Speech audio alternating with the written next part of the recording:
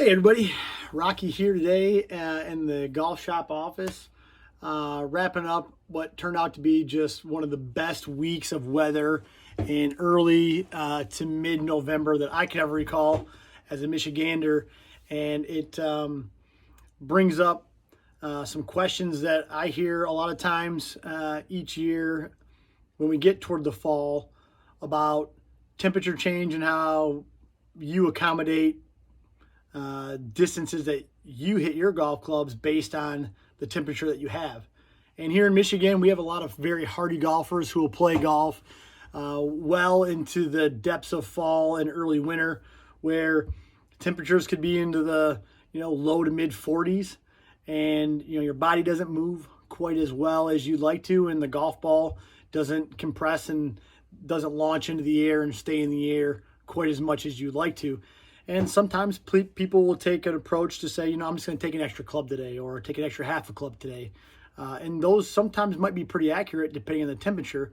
But I got a couple little bits of information that I'd like to share with you today. If you're a new player or an inexperienced player who hasn't played enough in lesser temperatures where you actually see your ball fly different distances, and if you're one of those players, then you might be able to use this next little bit of information to help you play better golf when you're playing in the later parts of the year here in Michigan or along the East Coast or up north, or in other countries around the world where the temps don't really get much above 60 or 70 degrees even in the summertime.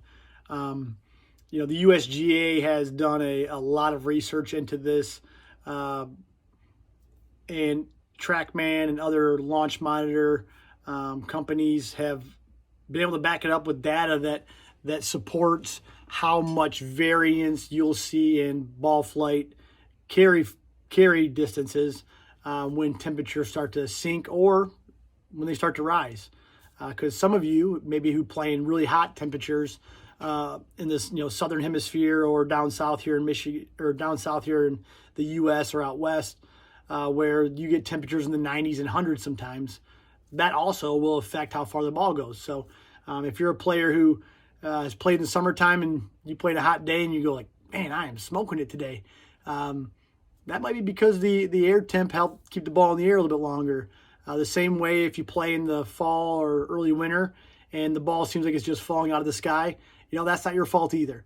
So what I want all of you to do when you play next time is use 70 degrees as the standard temperature at which you're going to play your standard yardages. Every 10 degrees you go up or down, you can factor about 2 or 3 yards of carry that you're going to get different from your 70 degree yardage. So if you're playing and it's 50 degrees outside and you usually hit your driver 250 yards in the air, let's say, you're playing at 50 degrees, which is 20 degrees lower than 70, you're going to take 4 to 5% away from the distance you hit it. So 4% of 250 is 10 yards. Now you'd be carrying the ball about 240 yards. And the same thing would happen through your entire bag. And the opposite's true too. If you're playing when it's 90 degrees out and you hit your driver 250 yards, now you're going to hit 10 yards farther. So now that 250 becomes 260. Which is pretty fun for everybody as well. So if you know the approximate temperature you're playing at, then you should be able to calculate roughly how much more or less the golf ball is going to fly given those conditions. We have family in the Denver, Colorado area, the Mile High City, where altitude is factored in.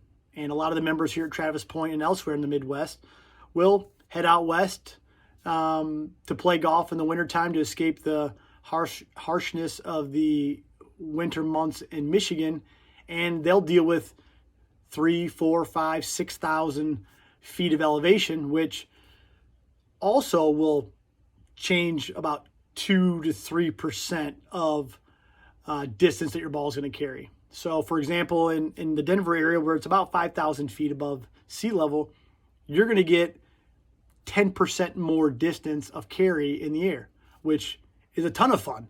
And there's a reason why a lot of players maybe like to head out west and play in the mountainous regions because you can hit the ball so much farther without doing anything differently in your game. So the guy who hits it 250 yards in the air goes out to Denver where it's 10% farther carry. Suddenly that player is flying the ball 275 yards, which everyone would love to do. So when you go out west or you play in the mountains, wherever you're at, and you have an idea of the approximate altitude of the course you're playing at, take into account that 2 to 3% increase of carry yardage over and above your normal distances. And here's the tricky part. If you're playing somewhere out west in the mountains and you're at elevation, but you're also playing at colder temperatures perhaps, you got to factor in the addition of the altitude and the subtraction of the temperature in that circumstance. Maybe you're playing and it's 95 degrees out in the desert of California, and you're in the mountains and you're hitting the ball a mile, and it's a good time.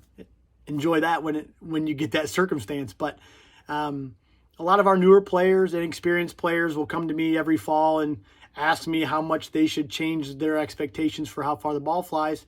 And the USGA and the technology resources we have in today's game support this variance of about 2 yards per 10 degree temperature variance and about 2 to 3% in variance per 1,000 feet of elevation that you're playing at.